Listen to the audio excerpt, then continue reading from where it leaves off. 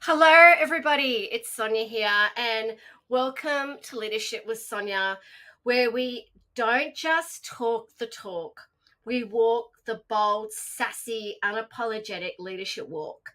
This isn't your typical feel good, fluffy podcast. Nope, we're here to keep it real, to get real about what it takes to lead with focus, action, and mindset that says, I've got this. Now, let's start your day with some gratitude. What are you thankful for? Kick those doubts to the curb with affirmations, because I'm a big one around affirmations, and pour your thoughts into some solid journaling, because self-reflection isn't just for poetry, it's for power. So here we're all about learning, growing, and getting stuff done. So if you're ready to lead with your heart, mind, and a whole lot of grit, you're in the right place. So let's make it happen. Woo! Okay, where do we start? Okay, now we are going to redefine what it means to lead. So leadership isn't a title. So I'm Sonia, and I'm thrilled to have you here as we deep dive. We dive deep into leadership as a way of being, not just a role or title. We've been breaking down the myth that leadership is something you need to wait for. No, leadership is about showing up every day as your authentic self, inspiring others and taking charge regardless of whether you have a formal title. So how cool is that? It isn't a role or title. So if I get you to see yourself as a leader at the end of this incredible podcast, I would be like super, super stoked. So I want to start with this powerful quote. Leadership is not about being in charge. It's about taking care of those in your charge. Simon Sinek. Now, that does hit home, doesn't it? So leadership is about impact, not position. So in today's episode, so thank you for listening and watching. We're going to explore what this really means, okay? So leadership is a way of being. Let's start with the big question. What does it mean to see leadership as a way of being? Now, you see, many people still think leadership as a formal position. You get the title, you get the office, you get the perks, and then boom, you're a leader. I don't know if you've worked with many great leaders or many not so great leaders, but however, I don't think if you get the title, you're automatically a leader. And I think it's really important that you really start to think about what leadership means to you, because it isn't a title and it's not how it works. Leadership is something that emerges through your actions, your values, and behavior. Now, I've seen it in my life where leadership wasn't tied to a position or title, right? Whether it was raising my daughter Abby as a single mum, challenging and the most important role ever in leadership, or starting Leadership HQ as a business, which I've now had for 17 years. Again, amazing, but so tough, and have loved every minute of it.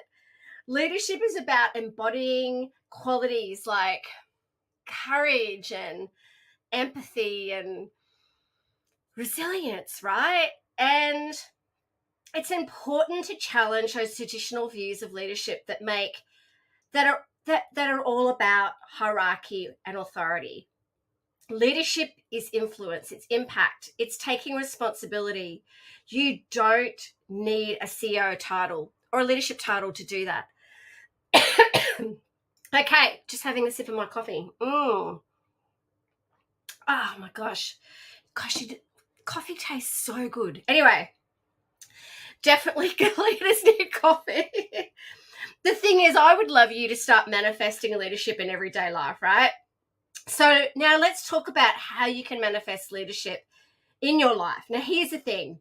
Leadership opportunities are all around you, even in small amounts, okay? I want you to see how you can actually make that happen for yourself. So even those small moments are really, really important. One of the simplest ways to lead is practicing active listening. Were you listening to this? So I want you to really concentrate, really listen.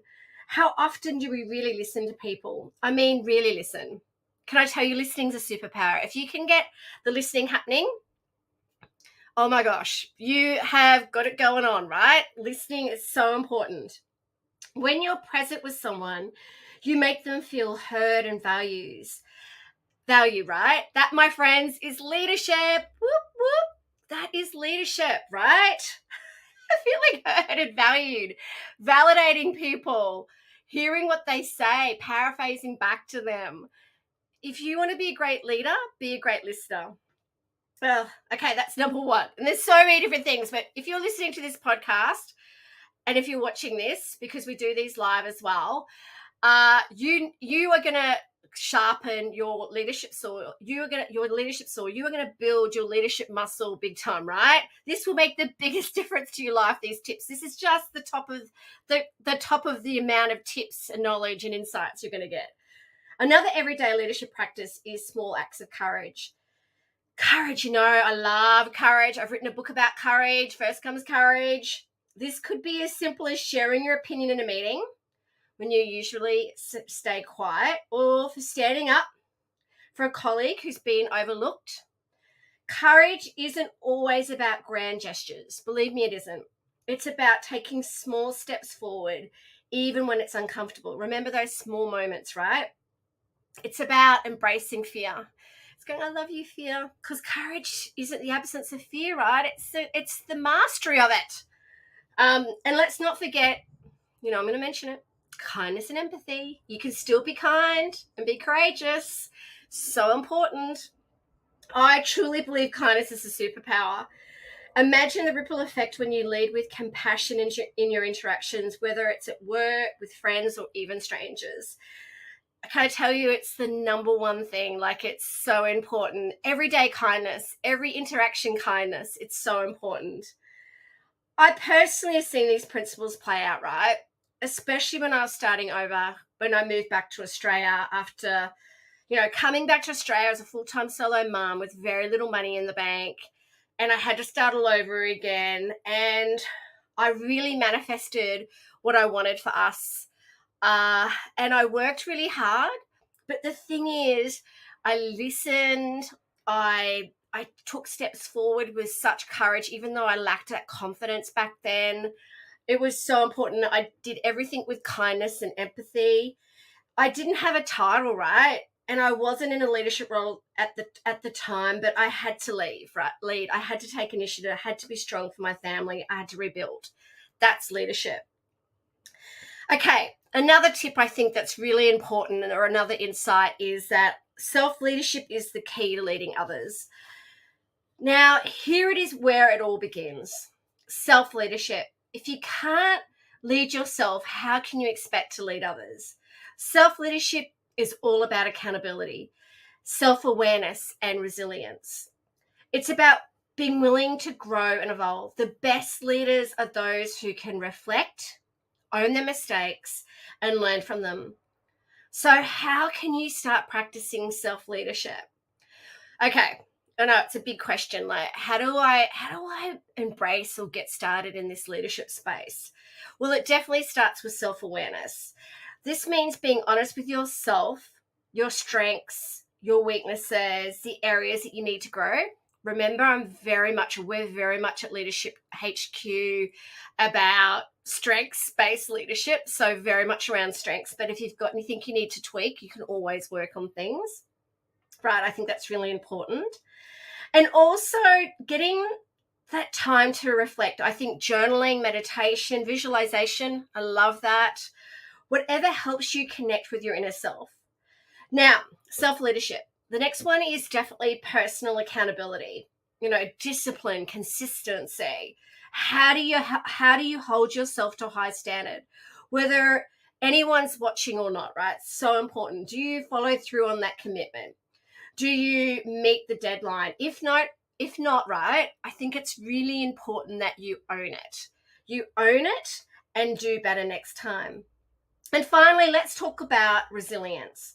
Life will throw curveballs, and I've been there. I've got the sting of rejection, and trust me, it's hard. I had to face it, like in my past, I got 40 job rejections before I got my footing again after my divorce and after I call it life quake. But it's in those moments that self-leadership matters most. You build resilience every time you get back after falling down. Also, how do you inspire others without a title? All right, let's shift gears and talk about what you can do to inspire others without needing a formal title or position. Inspiration comes from living your truth. When people see you showing up authentically, okay. All right, I just need another cup of coffee, another sip of coffee. I'm not saying my words right today.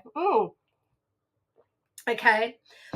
Or consistently, or with integrity, they will follow your lead. This is how you build influence, by walking the talk. A huge part of leadership is empowering others. And you don't need to be anyone's boss to do this, right?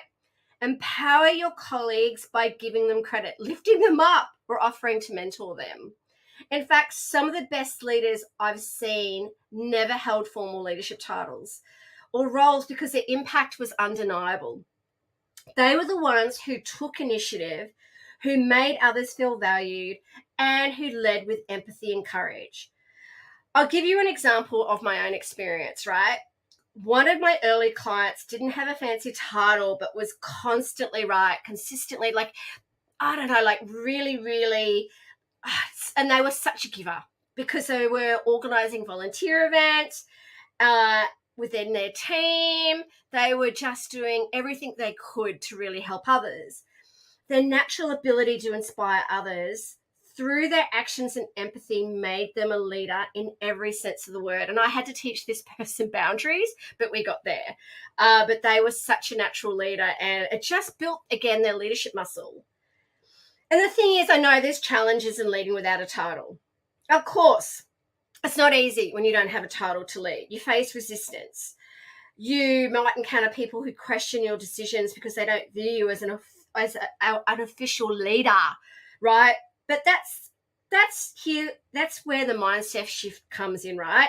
You're not here for validation. Leadership is about someone else giving you, it isn't about someone else giving you the badge of honor. It's about, it is about standing up for your truth, acting with integrity. And another thing that I hear and I see, and I get it, I've experienced it, is, many face this imposter syndrome, that feeling that you're not qualified enough to lead. Trust me, I've been there, right? I know I've mentioned it because I have, right?